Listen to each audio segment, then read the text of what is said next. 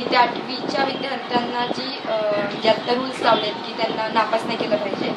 तर ते माझ्या पॉईंट ऑफ व्ह्यूनी चुकीचं आहे. कारण जर 8वीपर्यंत त्यांना नापास नाही केलं तर ती मुलं एवढी सिरियसपणे अभ्यास नाही करत, आणि सिरियसपणे अभ्यास नाही केल्यामुळे मग 9वी आणि 10वीला त्यांचा पाया तेवढा भक्कम नाही राहत, आणि एक जे रोज जो एक सिक्वेन्स असतो स्टडी करण्याचा तो त्यांचा तुटतो किंवा ते जेवढे सिरियसली त्याला घेत नाही.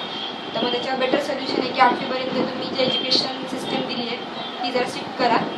जेणेकरून ती मुलं 8वीपर्यंत जो काही स्टडी असेल, खरं तर मॅथ्स झालं, सायन्स झालं, 8वीपर्यंत म्हणजे स्ट्रिक्ट त्यांचं पक्कं झालं पाहिजे. तर 9वी 10वीला ते बेसिक घेत नाहीत जास्त करून, तर पहिली ते 8वीपर्यंत सायन्स आणि मॅथ्स गरजेचं आहे. तिथून आपण म्हणजे त्याला कॅप्चर करू शकतो किंवा ग्रास्पिंग पॉवर चांगली असते. तर 8वीपर्यंत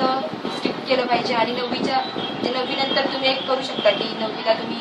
जरी मार्क्स किंवा जे आता रूल्स लावले की पास नाही झालं तरी चालतं, तर ते